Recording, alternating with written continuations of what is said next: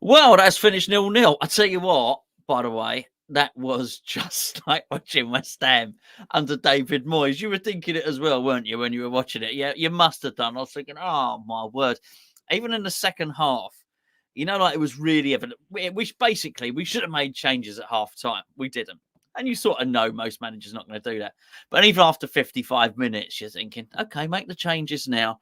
And he doesn't make the changes, and they get sort of 5 corners in a row. I might have that wrong, but let's say they've got 5 corners in a row, and you think, make the changes, go on Southgate, make the changes, and it's so reminiscent of David Moyes, really is. And I was watching that, and I was thinking, Southgate doesn't know what America are doing.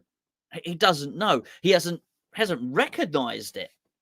He doesn't have an answer to it. Honestly, it was so much like watching West Ham this season. It was unreal. However, it wasn't the worst result in the world. Not because of anything good that England did. England were awful, absolutely awful in the game. And I thought the US were very, very good. And I guess from that point of view, I guess you can't have too many complaints. But you can only not have too many complaints if you think England are going to go on and play well again. Because if USA played brilliantly, which I thought they did, and England played crap and it was still 0-0, then there's better to come and there's more to come, I guess. But my word, I mean, I don't know what the answer, I don't know what the question is if the answer is Jordan Henderson. That being said, he did actually play a bit better than Bellingham. But what's David, I see almost covered in David Moyes. Do you see the mistake I'm making? That's how much like West Ham England are. What's he, if he's turned Bellingham that crap that quickly, what's going on? I don't know. Let's just go through in chronological order in as much as we can, bearing in mind there weren't an awful lot of incidents. There certainly weren't any goals to discuss. USA were full of pace, full of energy. They had their front line played quite a high line. They were pressing our back line, not really allowing us to pass out. We didn't know what to do. And I thought in the previous game, I thought clearly Saka played well, but I thought Sterling played well as well. They were able to terrify Iran. Well, they couldn't do that against the US because the US were just as quick as they were. Yet it seemed to be our answer throughout the game to turn everything into a race. So, and it just didn't work. Saka just could not beat Robinson for pace. Just couldn't do it at all, which is fair enough. And the same with Sterling. Sterling was ineffective as well. And it was quite clear what needed to happen. At that point, you got to think, stop racing them. Stop trying to fight them with energy and fight them with skill and a little bit of cunning and a little bit of guile. And it was no surprise that England looked better. We won some free kicks and stuff when Grealish came on, because Grealish ain't going to race you. Grealish is actually doing the opposite. Our answer to America being fast was, let's try and speed it up. Let's try and speed it up. Grealish's answer is, let's slow it down. Let's carry the ball a little bit. And he won us a lot of free kicks. But it's like a halfway measure with Southgate. He wouldn't fully commit to that. It's like he almost recognised what was happening, but he's only going to commit to half of it. So he didn't bring Grealish and Foden on, which was the obvious answer to that. And it's a little bit concerning. I'm just going to repeat what I said because a lot of people have just joined now since I first said it. It was that period of West Ham-itis or David Moyes-itis that Southgate seemed to have from about the 55th minute up until, I think I wrote it down in the notes, up until about the 61st minute, when the US had loads of corners and we seemed to be warming up our subs, perpetually warming up our subs and thinking, go on, make the subs. It's almost like Southgate was waiting for us to go 1-0 down. And he carried on inviting the United States onto us. You're thinking, this looks really familiar. This really is very, very familiar. Indeed, honestly, David Moyes stamped all over it. And I was looking at it, wondering, does he know what's going on? Does he have the tactical capacity to stop, to counteract USA's game plan? And the answer was no. He didn't know. The answer was there, as I say, he half committed to it, but never fully committed to it. It needed Grealish and it needed Foden as well. It was Kane tried his hardest, but there was a bit near the end. My son's got his mate over. We watched it. We sat and we watched it. There was a point quite near the end when Harry Kane had dropped so deep. Harry Kane dropped so deep. He was picking it up off the central defender, John Stones or Harry Maguire. I can't remember now. Just not where you want him at all. And I mean, it was difficult. I thought it was difficult for Kane today, has to be said. But where's the craft? Where's the guile? And even the players that are in there, this is why it frustrates me. It sounds like I've got a vendetta against Mason Mount. And he's by far not the worst culprit. I mean, he really isn't. I mean, I blame Southgate for this. But what Mount is like a safe pair of hands. And you need a little bit of craft. You need a little bit of magic. And at the top level, he's half a second too slow in the way he thinks. He just hangs on to the ball for that millisecond too long. And it's stifling, and it stifles England. As I say, he wasn't the worst culprit at all. I thought Saka was great in the last game. Just didn't know what to do. And Anthony Robinson is not a top class fullback. He's really not. He's played for Wigan. He's played for Fulham, right? It's not like there's some gem and then everyone's going to realise the error of their ways and you're suddenly going to find Real Madrid signing him. That's not going to happen. What he is, he's slightly faster than Saka, and that's enough. That was enough for it. And we tried to play him in, and it was the same with Sterling. Sterling plays really well when he has space, when there's space to run into. But USA's tactics was so good and their shape was so good, there was no space for him. I thought it's quite funny because I wanted to say they played a high line. They didn't. But what they did is because their front line played a high line to put pressure on our defenders, but their back line was far enough back to stop us any real space to run into behind for a lot of the game, which meant they had to work really, really hard and be really athletic, and they were. And the trouble is, no space and Sterling can't hurt you. And it was just really evident. Change it around, change your tactics. I was going to say change your tactics, Moisey. Just see what the problem is, right? I was saying change your tactics, Gareth. Come on, just do it now. Bring on somebody else. Do something, which was going to be Grealish and Foden. Just do it. And obviously did bring Grealish on, and which is fine to do it for Sterling. That was the right thing to do. But he didn't bring Foden on at all. Mount needed to come off. He really did. Not because he was any more horrendous than anyone else, but because it's a really key role. It's a pivotal role. It's like the gatekeeper, isn't it? Do you know what I mean? He unlocks the door. And we needed someone to have that little bit of spark, that little genius, quick feet and quick thinking. Mount is in there because he does a little bit of that, but he also does a little bit of everything else. He'll work hard, he'll tackle, he'll run, and all the rest of it. At that point, you need a stroke of genius.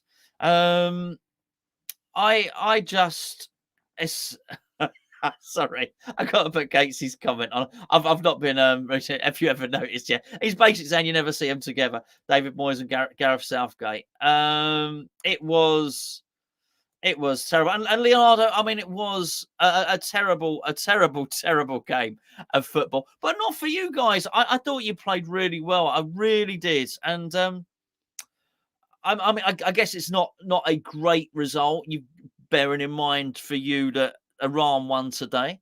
You're going to have to go and beat Iran. I mean, you looked a ton loads better than Iran from when we played them. That's the only thing I can say. If there was one thing you didn't have, it was that cutting edge. You didn't have any cutting edge. Clearly, we didn't either. But I thought you played really well, and you still couldn't score against England. And I thought England played really crap. So I think England can improve. I bloody hope England can improve from this. So can you? I guess that's the question for the US. Can you get a bit of a cutting edge? Your all-round play, your energy, and your pace. I think you'll cause a lot of teams a lot of trouble with your energy. But yeah, it's that final little bit of quality that was just lacking from both teams today. By the way, I think the commentator made a really good point in that actually, which is not winning this game means we now have to go, or Gareth Southgate now has to go and play players against Wales. He could probably have done with resting. And that's really the issue. I'm also not convinced, by the way, that Gareth Southgate's going to be too disappointed. I thought there were times during that game, particularly towards the end, the commentator accused the US at the end, they had a free kick. He said, "Oh, that's a." I think it might have been Lee Dixon, quite possibly.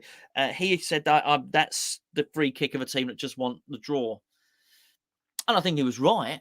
But I thought there were points when England just were. I think Southgate would. Once he got to 80 minutes, I felt like Southgate was going to take the draw. I just don't understand why he wouldn't have done a little bit of something else. Just go and chase it, go and get the win. And that was it. He was happy to take the draw because it wasn't worth the risk at that point. And that's what you should have done, by the way, of bringing on Phil Foden and Callum Wilson. That's what you do. That's what you do. You go and get the win. Lacked a little bit of cutting edge. They'd have probably provided it as well. But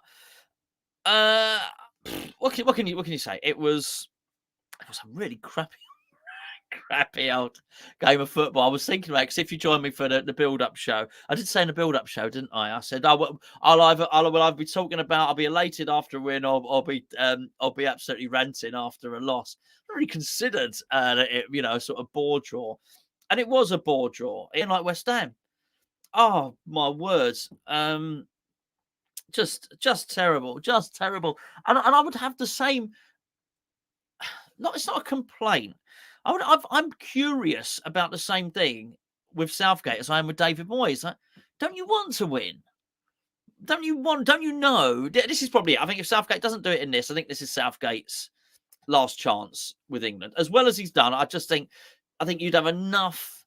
If he faltered again, I think you'd have enough evidence to say, do you know what, Southgate, you're just not going to do it. And I think in previous England managers, that's probably fine. But with the crop of players we've got, I think it's fair to say that the Premier League is the richest league in the world. I think it's fair to say that the academies are doing reasonably well. And we have players playing well at the top teams. English players are playing well at the top teams. I've mentioned Phil Foden. Phil Foden is arguably Manchester City's second best player. I think if we say it's Haaland, maybe De Bruyne is the second best. If so, maybe Foden's the third best player. We all might think differently about it, but I think we can all agree he's one of the best. He ain't getting in Southgate's team, which is odd. But Arsenal are up there at the top of the league. We've got Saka that plays for Arsenal. It's not like, and it goes on and on. We can keep making the case for a lot of these players that playing. A lot of the England players play Champions League football. Let's put it down. Let's sum it up as that, or have European experience, and they're really good players. And a lot of these England players are worth 100 million. Well, actually, one of them is £100 million player, Jack Grealish, plays for Man City as well. And I just wonder with Southgate, and I think this is why you have to really at least contest something. And so anyway, so my point is, if he doesn't do it this time, I think he's gone. So why aren't you brave with it? Do you think you're going to is caution and pragmatism is going to be enough to win you the tournament? It won't. At some point, you have to take the risks. And granted, when you look at it, actually, we're still top of the group. That's fine. Still top of the group. All we got to do is avoid a 4-0 loss against Wales. When I heard the commentator say that, all England now need to do to qualify is avoid a 4-0 loss against Wales. Moyes would be all over that. Moyes would be having some of that, wouldn't he? And Southgate reminds me so much of him. But it just would have been so much easier, as I say, just to bring Phil Foden on, bring Callum Wilson on, and just change the dynamic of the team. Because the funny thing was, we kept on pursuing them with pace out wide, which is exactly where the US had pace. The one area where I don't think they had that much pace was at centre-half. And bearing in mind that Kane was dropping deep anyway, put Wilson on there. Get some additional quality on there. Get Phil Foden on. Bring Grealish, should have been on earlier. Foden should have been on as well. And go 2 up. And it's not that US weren't threatening. They were. But I think largely thanks to Harry Maguire, we managed to head away there 4 or 5 consecutive corners. But that was weird, what was going on there.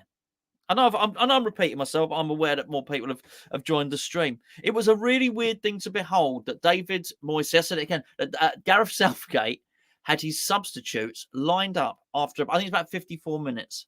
We've seen this before. We see it all the time at West Ham. And let's have a corner, and then they have another corner, and they have another corner, and US are really threatening. And still after 60 minutes, the substitutes aren't on. I honestly, you're watching it thinking you must want them to score. Because you look at those reactive managers, the people that make the changes really quickly. There's lots of them. They're all over the place. The moment there's that first corner, I think, right, I'm dealing with this. I'm not having this. I'm really not. I still think he was convinced at the end. And let's be fair. Let's be fair. He brought Grealish on, and Grealish was doing the job that Grealish does, which was I thought he slowed the game down nicely. But he was winning free kicks, and that's and it annoys us when we play against Man City or Aston Villa as West Ham fans. It annoys us when we play against Grealish, but actually when he's on your team, it's a very, very useful weapon, isn't it? A player that can win free kicks, and it almost worked because Shaw took the free kick and Harry Kane headed it, and you know, on another day he scores. And I'm quite sure had that have happened, Gareth Southgate, I've got to remember what's going David Moyes, Gareth Southgate would have probably said, well, there you go. It worked absolutely perfectly. Hey, it's not the end of the world. Far from it being the end of the world. It's probably a good result. Not as good as a win, but staying top of the group is probably a good result. But it pains me to say that. It annoys me. It irritates me to say that, because you want so much more ambition. And you just think, come on, you know, give us a little bit of something. Give us something to get behind. I am actually a little bit, I do find it a little bit weird that we could go from being so good against Iran to that crap against the US. But I guess you've got to give the US a lot of credit for that. I thought they stopped us passing it out from the back. I thought they were really good, actually. I thought they were significantly better than Iran. So yeah, I can see there's some people from the States in the chat. I think you beat Iran. I really do. Having seen both of you, you've got to beat Iran. You must beat Iran. I think you will beat Iran. So the only thing with them, I look at them and they've got a goal scorer, and I didn't really feel at any point a real threat centrally from like a poacher or a goal scorer from you. I felt threatened by your team when you had that flurry of corners against us. That was a concern, I have to say. I thought but again, you didn't have anyone dominant enough to beat Harry Maguire in the air. I think that's the only thing with Iran. Iran do have a goal scorer. It's a guy played for Sporting Lisbon. I might have that wrong.